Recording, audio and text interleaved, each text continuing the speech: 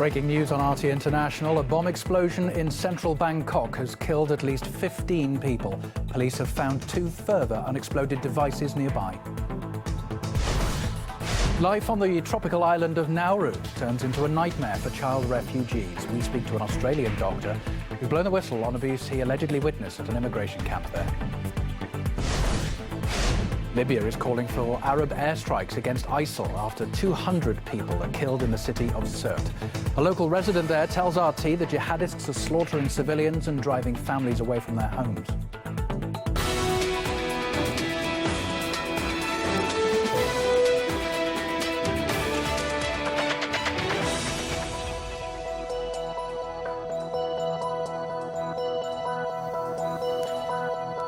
From the RT News Centre in Moscow, I'm Colin Bray with your World News at 5 p.m. Moscow time. First, we've got more details that are emerging from the breaking news from Thailand's capital.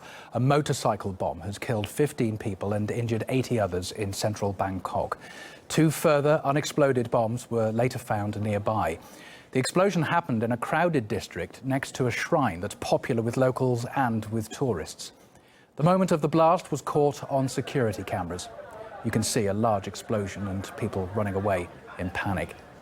And here's the latest video from the scene right now.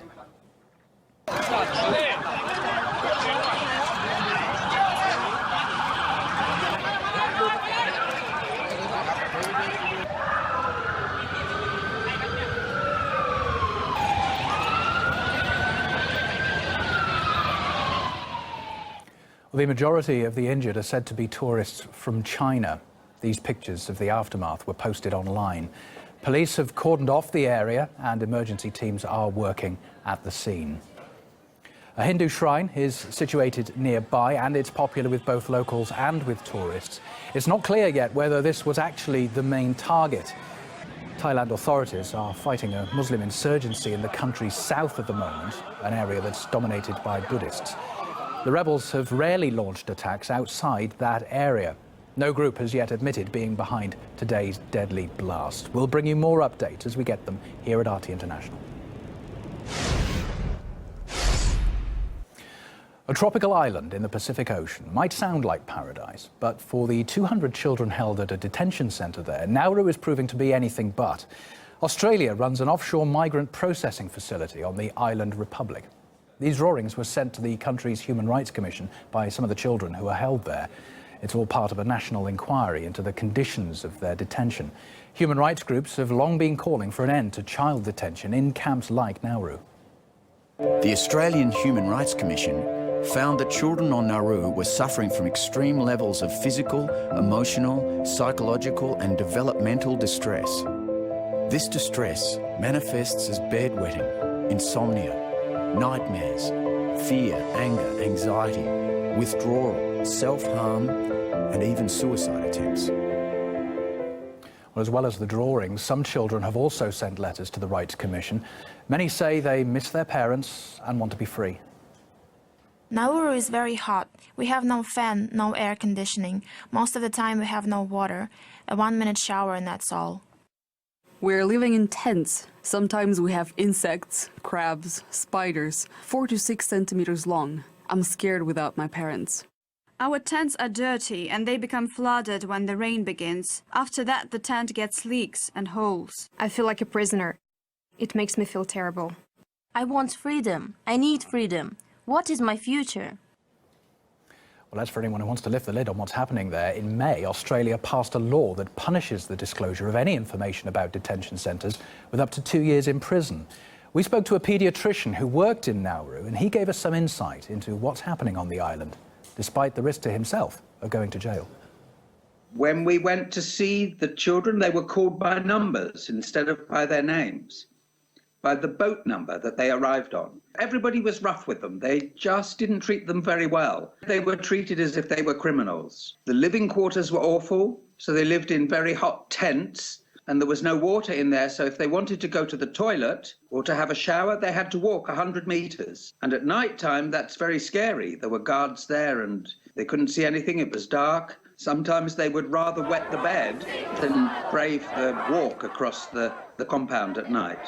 And we saw many children very traumatized, They had what we call post-traumatic stress disorder. I'm breaking the law by talking to you about this. I could even go to prison for doing it. Anyone who works there, doctors, teachers, nurses, could go to prison for 2 years for telling the truth about what's happening. Well, there have been a number of other accusations against the Nauru detention centre. They include allegations of rape and of refugees being forced to trade sexual favours in exchange for basic necessities. There are also reports, multiple reports in fact, of self-harm among refugees and even of suicide pacts between them. The refugees are also said to be living in rat-infested and cramped tents. Well, the contractor says that it's fired 6 members of staff. It's removed 2 other workers from the site and also suspended 1 other. But despite there being 30 allegations of child abuse against employees, no one's faced any charges. Earlier this year, the Prime Minister told Parliament, no one wants to see children in detention. To its credit, the government has released most children out of detention in Australia, but only after they held them in detention for record lengths of time. And in spite of overwhelming evidence about the damage being caused, they continue to detain children on Nauru. Up to 200 people have been killed in battles between Islamic State and Libyan militia in the coastal city of Sirte. Libya is urging Arabic countries to intervene with airstrikes. The Arab League has now called an emergency meeting for Tuesday. The oil-rich port hub of Sirte is reportedly in ISIL's full control. In this video, which was posted online, the jihadist group boasts about its growing influence in the region. The spike in violence comes after Libyan militia tried to retake Sirte from Islamic State. ISIL pushed them back and then reportedly beheaded 12 people and then hung them on crosses. We managed to contact a resident of the city who describes the situation there as terrifying. What's been happening in recent days in the city is a real massacre, but the world is silent.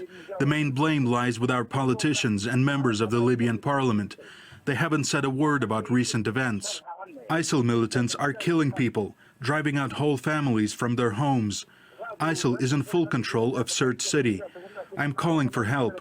We need to get children and women out of the city. There are no hospitals, no food, no medicine, no electricity, nothing. The situation is tragic. Well, there are no international health organisations currently working in the area either. A statement on the Red Cross website says it's moved its staff out of Libya. And the organisation told us that it won't return to the city until all sides guarantee the security of its workers. We have pulled out because our colleague, head of subdelegation Misrata, was killed in last year, and consequently, because of the deterioration of the security situation, all the parties who are present in Sirte and around Sirte should provide security guarantees to the ICRC, and then we'll look if the security guarantees are enough, if the situation is safe for the ICRC teams and its partners to operate. Definitely, then we'll consider our intervention. Let's tell you a bit about Sirte. It's the hometown of Libya's former leader, Muammar Gaddafi, who of course was ousted and killed by rebels back in 2011. With the help of NATO's intervention, Gaddafi's regime was toppled, but the new government failed to bring stability or indeed any peace to the country. Libya is now split in 2 between militia groups and 2 rival governments, all vying for power. One is the internationally recognized government in the east, while the other, in the west, is where the recent battles have been raging. And both governments have carried out airstrikes against ISIL in Sirte recently, but they've failed so far to do anything to stop the terrorist group. Well, ISIL militants first seized parts of Libya in October 2014, and they've been taking advantage of the chaos that's been raging in the country ever since then. Back in January, the jihadist group launched an attack on a luxury hotel in Tripoli, killing 10 people in that attack. The following month, the radicals released a video apparently showing them beheading 21 Egyptian Christians. And in April this year, another video purportedly showed ISIL fighters executing around 30 Ethiopian Christians. The editor of the Pan-African Newswire believes the rise in extremism in Libya is being fueled by foreign meddling. The Pentagon, as well as NATO, armed extremist organizations that served as a surrogate ground force during the war, beginning in February of 2011 and extending to October of that same year. They did not take into consideration that these are the same interests and the same social elements which they had described as terrorist prior to the war of regime change in Libya. So by empowering extremist organizations, you only will come up with the result that you have now. It is Liberation Day in Libya. The transitional government is declaring the country free. You have won a revolution. Your friends in Britain and in France will stand with you as you build your democracy. Democracy, a new future for this country. The great new Libya rising up. New page for the Libyan people, the start of a process to establish democracy. Libya is in for a period of horrendous chaos. It's going to be an ineffective, powerless regime. It's going to be a war, warring feuds, tribal feuds that is going to go on forever. The deteriorating situation in Libya.